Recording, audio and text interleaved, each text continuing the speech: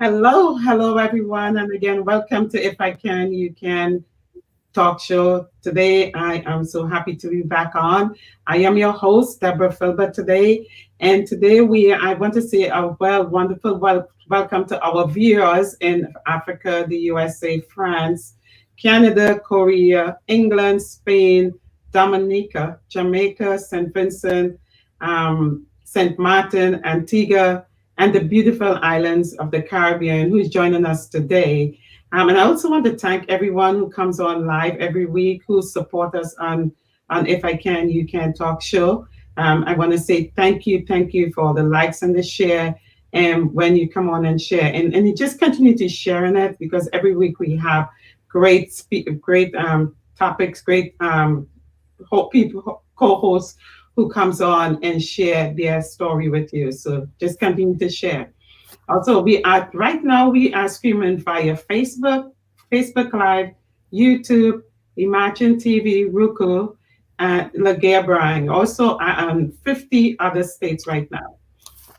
Hello, friends. I am so excited today that you can join us. You can join us on this journey, and I'm going to tell you a little bit about if I can, you can, and why. What is our reason for starting this. It's we wanted to be global, and it's like a global talk show which we focus on the many challenges that people have today. We all have challenges, and through our challenges, we could come through that challenges and come out like the rose on the other end. So sometimes we have a challenge and we're like, oh, we can't do anything. But half of these stories you hear in here every week is people who had challenges and they work through that challenges and they become entrepreneurs, or they own their own nonprofit, or they are doing something better to help themselves, their family, and others. So this is what mostly what If I Can, You Can is about. So, and just continue to share for us. Just continue to listen, share. And remember, if you want to come on the show, feel free to just message us and we will have you on. Also, just remember, you can watch us again, the show on Roku, on Imagine TV, on Amazon Fire, on Facebook Live right now. And just continue to share. Please, again, guys, please share, because the more you share, it's the more people can hear their stories. So I'll be right back after a short commercial.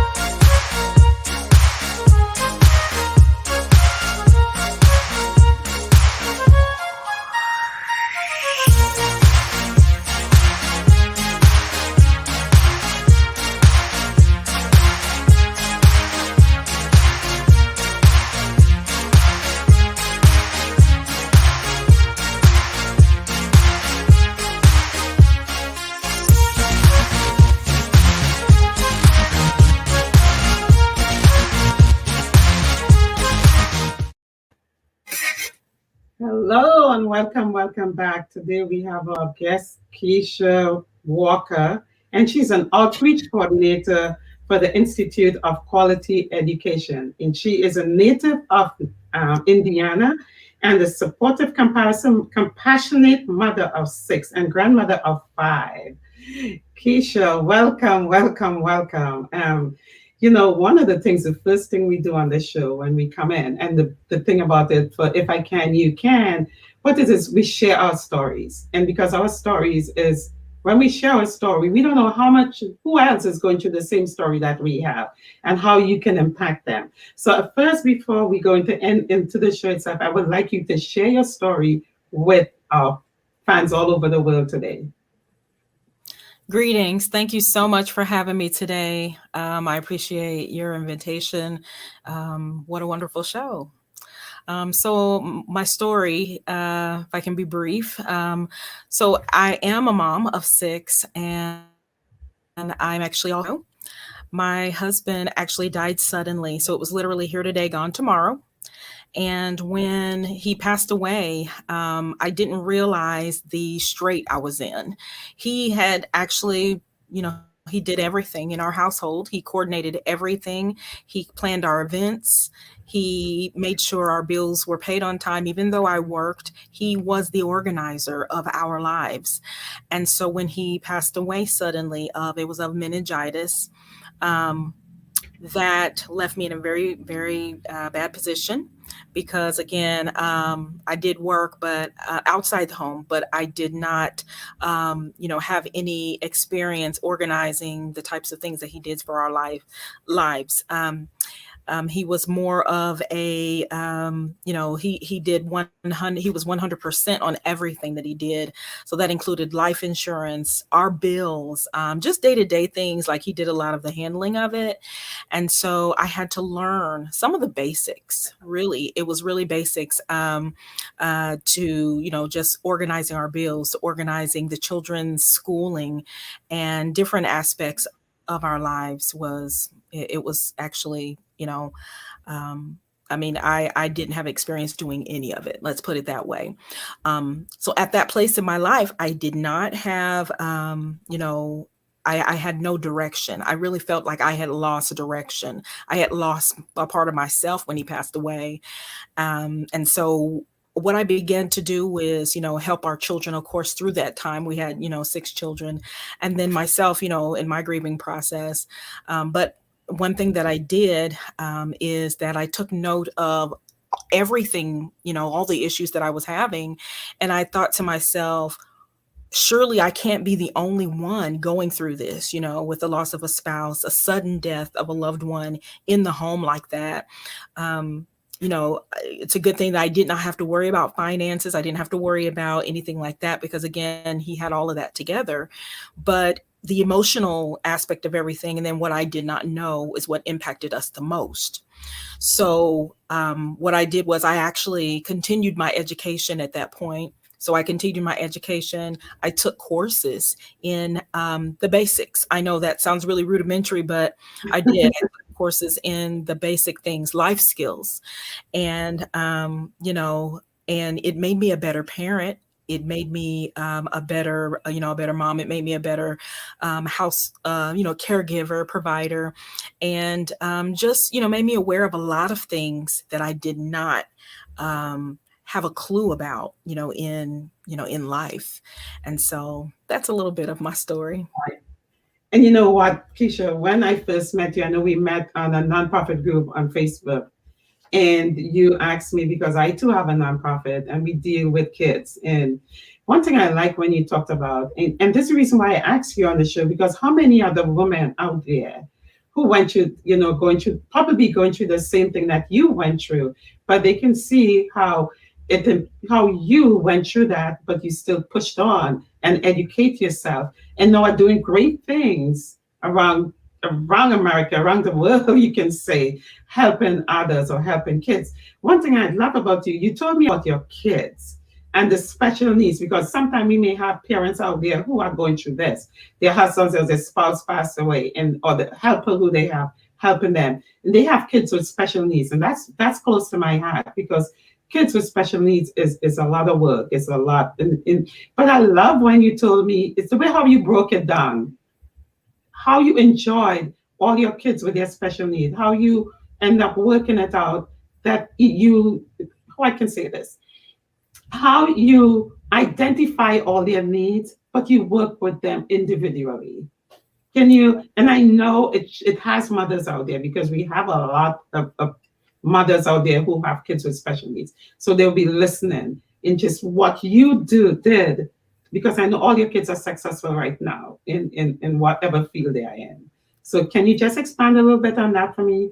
To our people out there, what with your kids with special needs?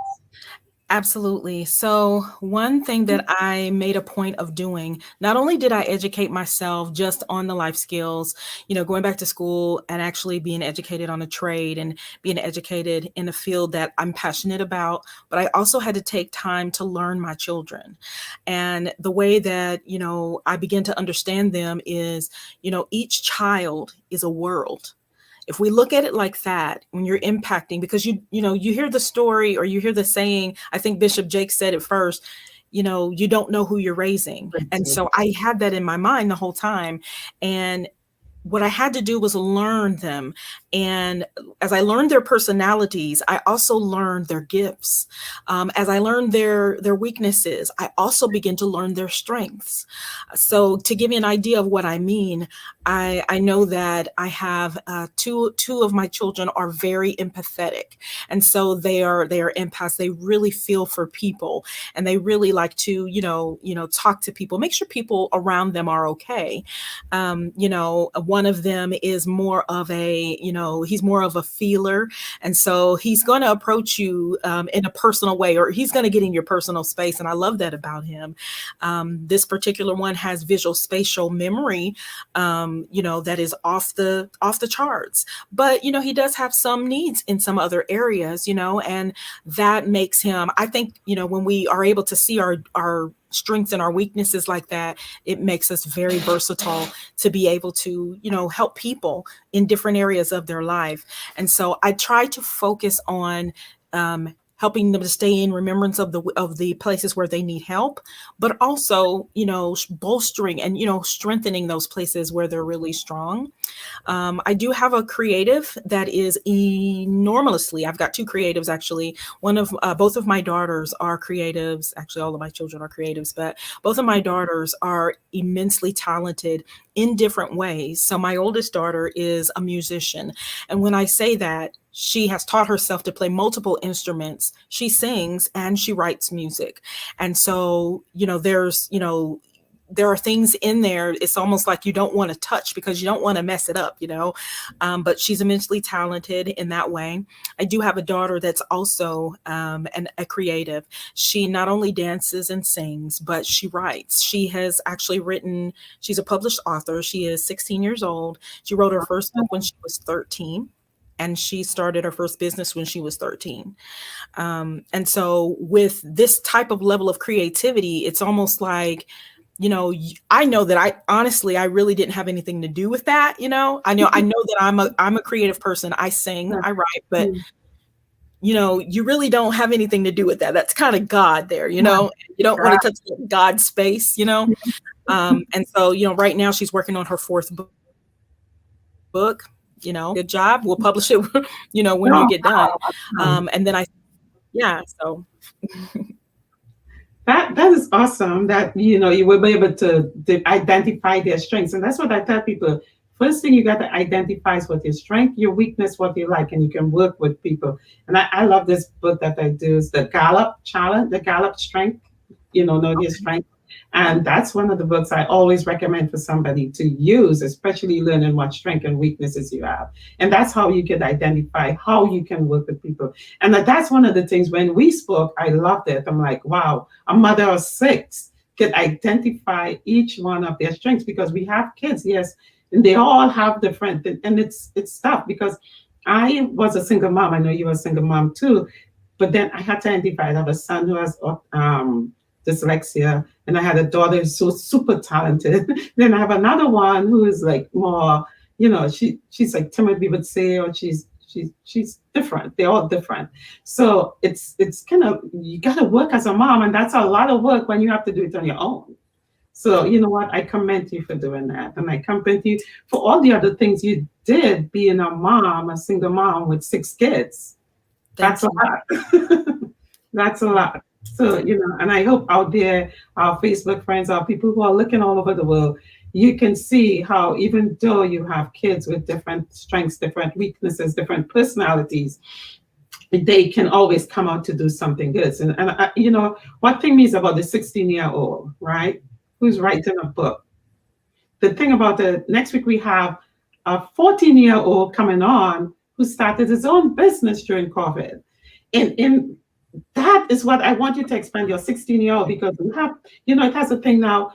What we should do, parents should start teaching their kids to do to do businesses at early. So when they get into college or they go and they have a business running, even though if they have a brick and mortar, they have a job, they can still know that to be an entrepreneur, right? Yeah. They still want to. So just tell me how she did that. Let the people know, because we have parents who are afraid the kids, oh no, they have to go to school or they have to make money or that way. But then at the end, they have student loans to pay, right? But if they could Yeah. start writing a book or doing something at 14, 15, 16, Mhm. you already have that money. It takes that off of you, right? Mhm. So Yeah. you you are the perfect person now to tell, just give them mothers or fathers or young kids out there who may be listening or who may listen to this show after today. Your 16-year, Absolutely. I would love to have her on my show, trust me. Sure, no problem. Because So it's really important. I find that it's important, not only to parent our children. We know we have to parent our children, but if you learn about them, you'll understand what their purpose is. People are passionate about the things that are that they care about. Well, as I begin to get to know my children, I found that parenting their purpose is also a part of getting to know them. And so you take interest in what they have an interest in. You learn them, or you teach them in a way that they learn. There are different learning styles. Some children learn audibly. Okay. Some children learn, visually. I have a visual learner, but then some children learn by reading. And so this particular child of mine, she learned by reading. And one day I sat down, it was while I was in school, and I really felt impressed upon to write. And so I've written several books. As I was writing my book, she came and she says, "Mom, I've written some books." I wow, said, "You what?" what? "I've written some books." This is me while I'm writing. Look, my first book. She's coming to me saying, "Well, I've written books. How about can we publish mine?" And I'm like, "Okay." So yeah, her book actually got released before my book did because hers was Wow. already done. So yeah. See, just a simple thing as what the parents, it's the children emulate their parents, right? But she already had her book. Hmm. And we didn't know. So she already had that mindset. I am going to start business. I'm going to start bringing in that money from before. And that's what I like, working with kids. And I know you started a program. Is that Urban Leads? I think it's dealing with kids and education. My first organization was called Urban Liaison, and Yeah. so we shifted the name of it. We shifted its and expanded the resources, and it's now called Well Life Society. And so, Yeah. Well Life Society offers advocacy for education, as well as for health, lifestyle medicine, as well as social leadership, which is a way that we are activists for systems that marginalize people of color. We believe in intentionally dismantling those systems. Awesome. And that's one other thing I like to, because for me, I always believe that the children are the future, and we always have to do something to help them, because even we as adults, we already live our lives. We already know what we want and where we're going. But when you look now, the younger kids, so they don't have everything. They have everything. They don't go outside to play anymore. They Mhm. are on the screen all the time or playing games. They don't know nothing about being outside or doing other stuff. So if we can start, having programs that they can come into, and that helps them to mingle with other kids or talk to other people instead. So I love that urban, the grassroots. So can you tell me, what do you do in that grassroots? What do you with that program? How do you? So the program that I offer, it's called Unearth the True You. It's Mhm. one of the programs of my academy. It's called Inspiration Academy, or Well Life Inspiration Academy. And So this particular program, it focuses on self-awareness, as well as self-relationship. So we target we take an existential approach, and we target the significance of an individual, and that's where we cultivate. We help them to understand that they are important and their significance, Mhm. and in their individuality. And in that, increasing their self-awareness, and that is actually where their power is. When people have a sense of identity, then they can understand and know that they have a purpose, and then they can have trajectory in life.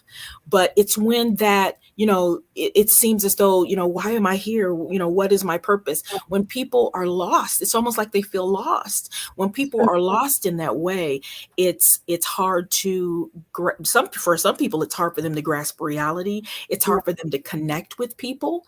And as humans, we are hungry for that connection. that's We true. are built to connect to others. So yeah. Yeah. Especially during COVID, this COVID season. So how did that affect you? Because how did you find the kids? How do you find these people to come into your program? And during COVID, I know, how did that affect your organization? Well, so, like my students, I think you're talking about the students that come to the academy. Yes, ma'am. So I have students, and I also coach. And so most of the coaching is by word of mouth. So you have students who go through the program, and they go through the mentorships. And then once they graduate, I actually had a student graduate today. Once they graduate and they matriculate through, they actually word of mouth, there's mentioning to others who would be interested in the program. Our next step is that we're entering into the schools to actually teach this on a larger scale. And Oh, so, yeah, it's really important. It's really big. And so, yeah, but word of mouth, it was slightly impacted by COVID because, at first, people weren't, thinking about it. But as we kind of got used to it, and we got used to the new norms, mhm. then, they were like, hey, I was in class. Yeah, you were. Come on back. Yeah. And then, and it picked right back up where it left off. We were back in full swing by like May or so. Yeah. Oh, okay. Because I know during the COVID time that a lot of kids and their mental mentality, their mental issues, a lot of kids were. And I spoke to somebody, and their kid, that son did not take COVID properly, COVID at all. He just, it's so tough that, and another friend too, her daughter did not take COVID at all because they're so used to having friends or interacting with others, but just sitting home on a computer all day. And that's why I asked you that, because sometimes, if we still get these kids engaged into that system, at least they know they're meeting other people, they're talking with other people and stuff Mhm. like that. And then you said um, you did wrote some books during that. So any of these books are about the organization, your grassroots organization, or is it? So the Unearth the True You is a program, and so it does have manual, and so it is a part of the academy that tells about, that's a part of our organization. Yeah, okay. And then I've got two other books that I've written, and they are a part of it's called Soul Peace. It's a series, Soul Peace series, and it's about, the stages of grief and Mm, how to come through those stages, because mhm, we're not taught about this, but grieving, yes, we grieve when we lose a loved one, but there's also other levels of grief. I know of parents who have had children who've had, either accidents or health problems, and the child's life was changed forever. Well, that parent, and of course the child too, but they had to grieve that old relationship. They had to grieve, you know, and come into this new life and this new norm for themselves, where, maybe the child now, has a handicap or a disability. yeah, And so there's levels of grief. There's grieving when, like when divorce happens, right. the children are grieving. I had one of Mhm, my sons, because this is my second marriage. My second husband is the one that passed away. Well, my first husband, when we got a divorce, my oldest son was from that marriage. And I didn't understand, it was almost like he was grieving. Well, he was grieving. Right. He grieved his dad was no longer in the home. So it was like, that was a process. So I know we can expand more on this. So we're going to go to a commercial break because this is really, really, really, I would love because to talk more about this, the grieving aspect of your book. So we're going to go to a commercial break and we will be back in a minute.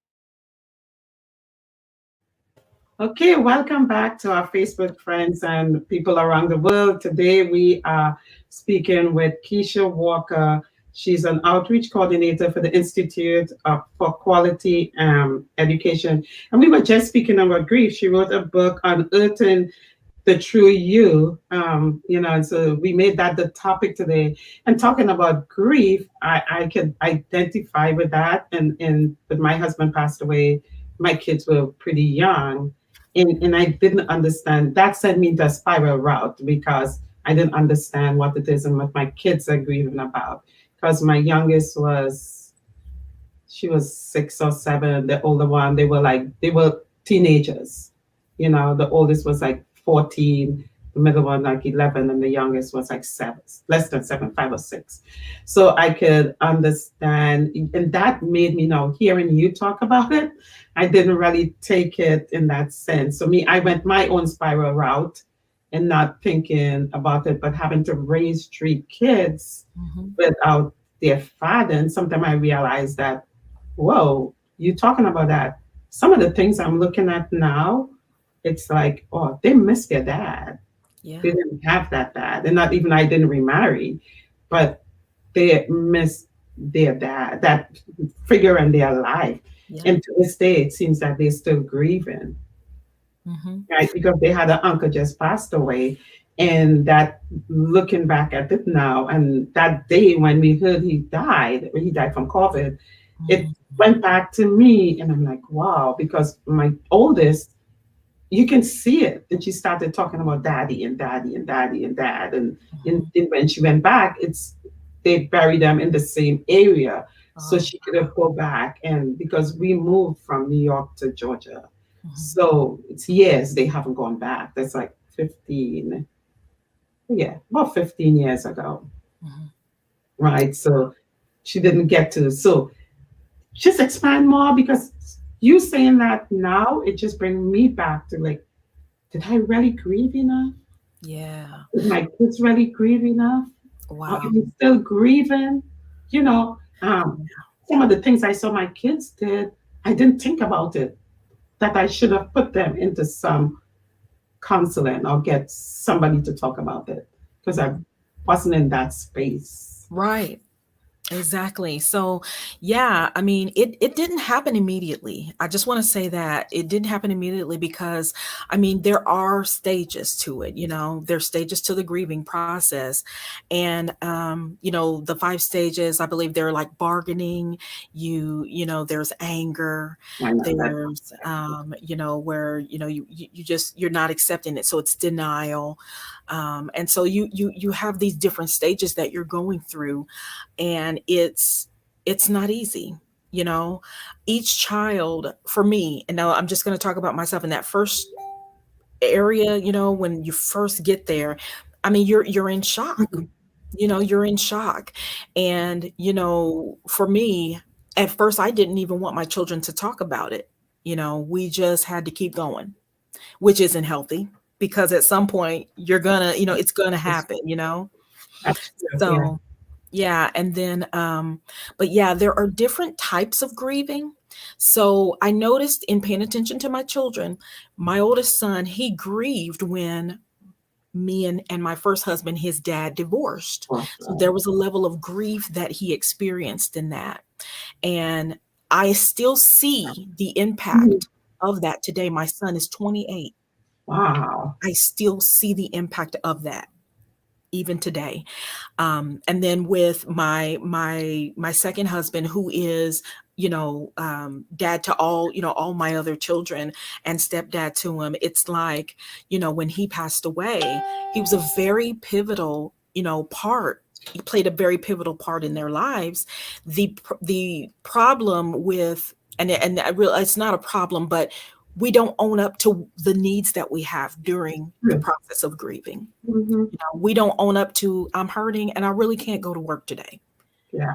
We have these, we don't think we need during that time, but we need. Yes. One of the things that I kept telling myself is everything is going to be all right. I'm okay. Yeah. Everything's going to be all right. And that isn't healthy. We want to make sure that we get the help that we need in those Yeah. processes. And, it doesn't matter what you look like to people. That does not matter if you're in a place and you're grieving. If you're in a place, whether it's grieving a marriage where maybe you're divorced, Yeah. whether it's grieving a relationship, just or a friendship, maybe you are grieving a loved one that passed away. We Mhm. want to encourage you today to actually get the help that you need. It's okay. It doesn't matter if people get you. What Mhm. matters is your health. That's mentally, emotionally, to Yes, it's stay to true. be in the right place. Yeah. Because you just said something, and I looked at it. So before my husband passed away, we were separated. So I'm coming down that category listening to you, and others out there may be going through the same thing that I'm talking about now, right? We were separated, then we got divorced, and then he passed away. So I'm looking at it. My kids, I'm now looking back at this now, because just listening to you, never took it into that light, right? Looking back, how much grief these kids had, Mm, and we never spoke about it. mm. Okay. Yeah. That's the instinct. Like sometimes when we're in a deep pain, when the pain is it's deep and it's not Yeah, easy to process, we want to shut off. We want to shut down. yeah, You and want to close off to the world. yeah, And sometimes as women, because we wear so many hats, yeah, we're the mom, but we're also the chauffeur, we're also the teacher, we're also mhm, the cook, we shut down because it's like I can't handle another thing on top of my head. I can't yeah, handle another thing in mhm, my space, right? My mental space, I just can't. So we just keep going and we don't address the issues. And we want to be healthy. To be healthy, that means dealing with what's in front of us. That yeah, means taking that time to mhm, talk to the children, see how they feel. I've learned so much from my children just talking to them. I'm talking my little ones and the adult ones too, and it was unbelievable. I mean, but we will learn from our kids and mhm. the therapy that so what? People it's taboo, but so what? So what? Our health and our healing is what's Yeah, important. That self-care, if you don't care for yourself, no one else is going to care for you. That job that you're trying to keep going to protect, so your true. your job will have your employer will have your job posted by the end of the week if anything happens to you. Yes, that's so true. Please, please, please get the help that you need. Mhm. That's so true because you're talking about that, and it just had me thinking, gosh, I knew I was running from a whole lot. I just wanted to get away. This it was toxic. I want to get away from this. I want to, I had to raise my kids living in the city of New York. You go through so much. It's a busy, and I came from an island where it was more slow pace, and at least I have the village behind me, right? If there's something going on, I know I have a neighbor, I have a friend, I have people who would be behind you. Mhm. But you came here and you living in a different space, and then you have to go, go, go. If I didn't work, I couldn't feed my kids. If I didn't have a job, I'd be on the streets. So all these other things came, in front of even pulling that grief to say, hey, Let me talk to these young kids. Even though they were young, they understood. Their dad loved them. No matter what we had, Yeah. their dad loved them. They still love their dad, and that's their dad, right? Yeah. But that's adults. So what I'm looking at now, you put the adult stuff, and didn't the kids end up going into that thing where you mad at the dad from all this hurts and pains and what's going on, and then now you kick it, and I have to take care of all these kids by myself. And you didn't think about the kids. All you do is give them everything you want, make sure they get an education, make sure you do this, but not talking about it. Mm-hmm. Maybe we talk about everything else, but that one we didn't talk about it. Wow. Yeah. It And I mean, it didn't start immediately for me. mm-hmm. It was So 2 years. It was right. 2 years before I even started to grieve. Wow. So I look at it like 14 years or 15 years after, say more than 15 years. And it's like you're talking about that, looking at my daughter going back to her uncle's funeral and going back to that space. We did talk about it a little. So I just saw daddy's brave and, but looking at it now, I think I have to get them all together. Thank God they all, still here on this earth. Yeah. It's like, go back because I have a granddaughter. She didn't know. Yeah, he met his granddaughter. But the thing about it is, wow, how that impact her, how the communication. That's the thing about it, communicating with your kids on certain things. Because as parents, when you mad at that person, yes, they died, and I'm sorry about that. It was suddenly, it wasn't like something long, but it's so much that yes, and I for me, hearing what I'm telling you now, I hope we have other parents out there that going through the same thing because you have kids, adults now, but we don't understand they're still grieving that process of their parent, that dad. Even though I'm here, mom is here, but my dad is not here. And for me, I choose wasn't to bring another dad in their life. Because I choose to, and you should know a little bit about me. I was hurt as a child. So for me, I did not feel like bringing another male into their life. Maybe they might hurt. I had two daughters. Mm-hmm. So I was protective over those two daughters. That's good. Yeah. So, So what I'm hearing as you're talking, okay? I'm just gonna share with you what I'm hearing as you're talking, and it's powerful what you're saying right there. I now advocate. I'm an parent advocate as well. And so what I'm hearing you, say is advocacy. You were yeah. watching out for your kids. Mm-hmm. And it's almost like in that process, if you're a parent, mom or dad, and you've lost that other parent, we have to give our children permission to grieve. Yeah. And give them permission to grieve healthily and to go through that so that it can happen and they can move on so that their lives can be, healthy and they can thrive. If they hold on to it and we don't allow that, what are we doing to them? What is going to happen? Because that's in there and it's going to come out, Mm-hmm. It is. It's gonna come out. They talk. They have pictures of their dad all over the house. So it's just but having the pictures and have pictures. I made sure that was in the house with them. Like the pictures with them when they were baby, like with them on the beach. So they have that. So me just having that, but now it's just the communication about it. For me, I wasn't ready to talk about it because I was still hurting. I was still like, okay, but listen, now I'm older and now we do talk, we have communication, but still that wouldn't be part of my topic with my kids. Yeah, we have a great, communication, a great friendship, that's it. But that part, because looking back now, they're probably still grieving for their dad. Wow. Because I have a son and he doesn't talk to much people. He stays in his own space. But he doesn't have that male figure. That dad was that male figure. Wow. So it's like, yeah, they're all smart, they're all successful in their own right. Mm-hmm. But looking back, I'm like, that's one topic I need to talk with them about. So how do you feel when your dad passed away? I know it's 20 something, like 18 years or 16 years later.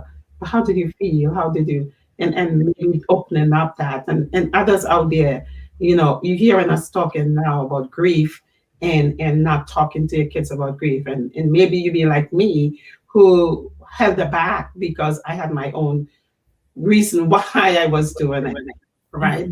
Mhm. But I want you to go out to talk to your kids, no matter how old they are. If it's and sometimes your mothers who hurt in a marriage, and a mother who thing, and he's like, okay, that's it, I'm done with that, that's gone. But today for me, I know I have to go back and talk with my kids, because after that last month, and it was in my mind, you know, after her uncle passed, because that was the uncle who would be like the dad to them. And so especially the oldest one, because she's Mhm. closer with her dad. And, you know, um, that uncle to them, he's gone now. So they don't have any more dad. Mm. They don't have a stepdad to say, but step in that space. Mhm.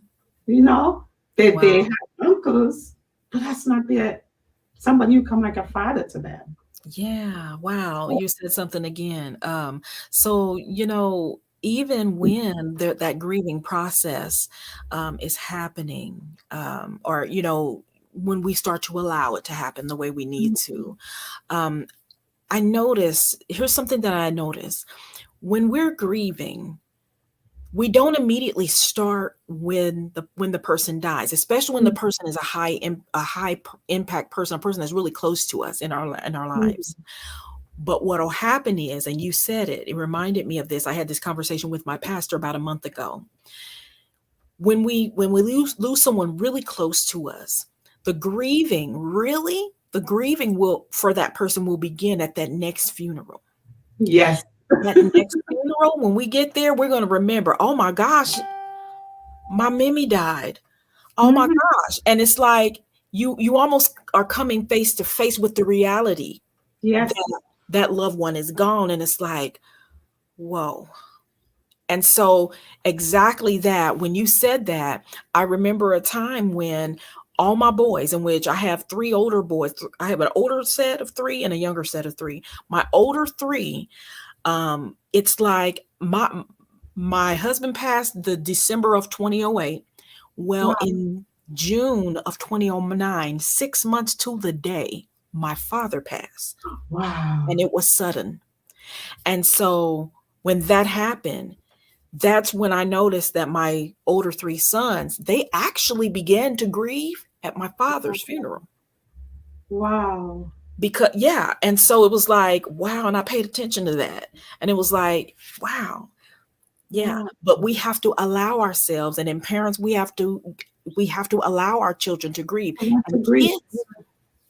kids grieve by talking about it. Yeah, and we don't really talk about it. They would talk about their dad, but for me, I put photos. They have photos. They have all their baby photos. I have it up there. Them with him holding them. I have it. They have the albums. Because one thing with me, when the kids were younger, I used to take so much photos of them. Like they have albums and albums and stuff. So and all their dad were included in it. So for me, in my photo, oh, they can see their dad through the photos. You know. They can still have the dad around, but not realize he's not here physically. When I graduated from college, my dad wasn't there.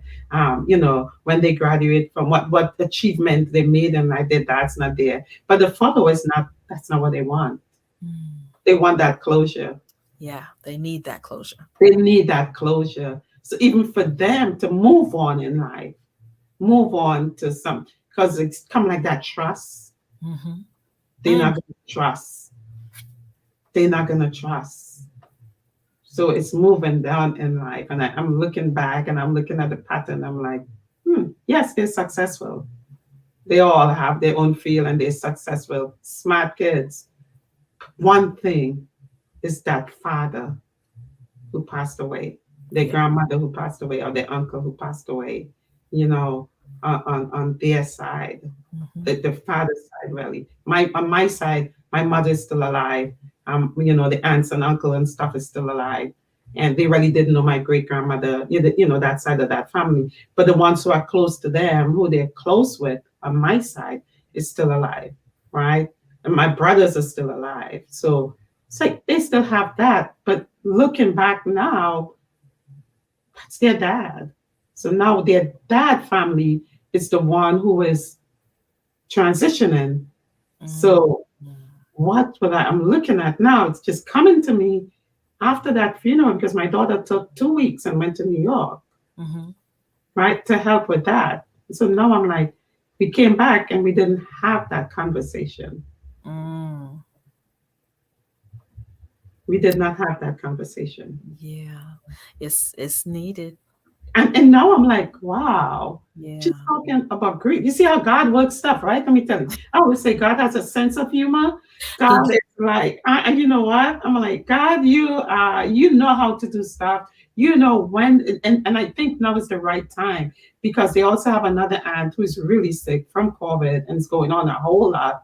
And for Wow. me, I'm not sure she will live, but we don't know, right? Yeah.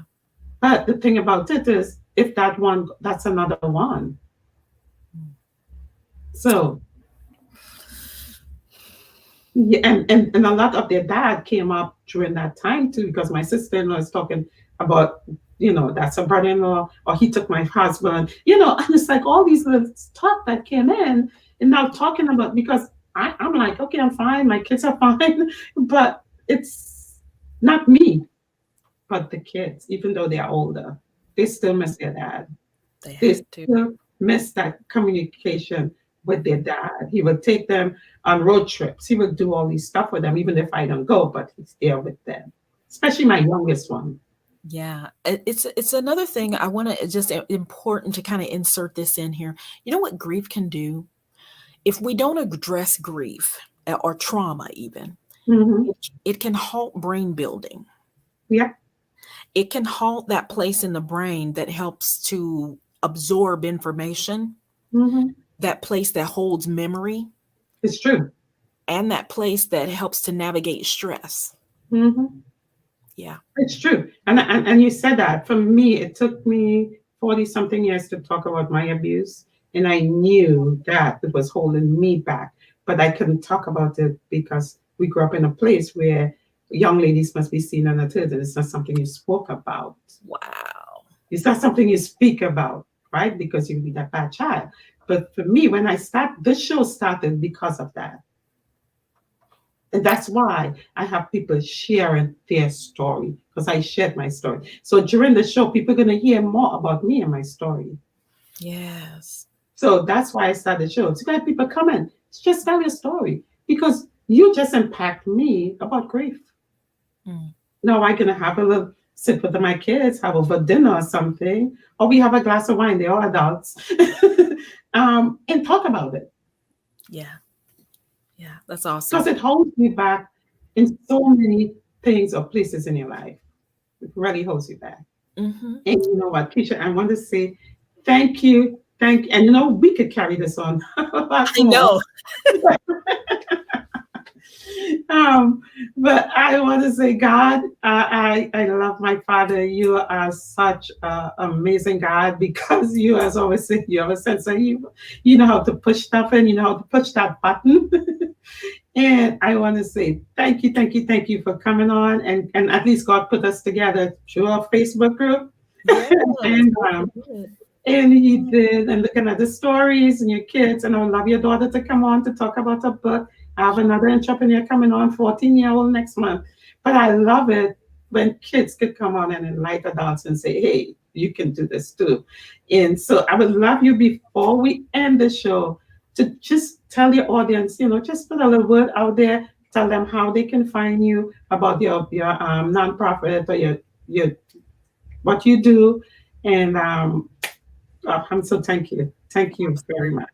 So, yes, thank you so much for having me today again.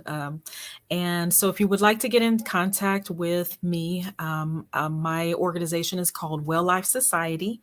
The website is Well Life Society, LLC.org. There's also a coaching link there for coaching if you guys need any coaching or cognitive behavioral health therapy. We are available for that as well. Our email is Well Life Society LLC at outlook.com. Thank you. And can you tell them where they can get your books? Because this book, it seems like it's so Yes. So the Unearth the True You program is available on Amazon. Filters of a Broken Soul, which is about grief and the stages of grief, can be purchased also on Amazon.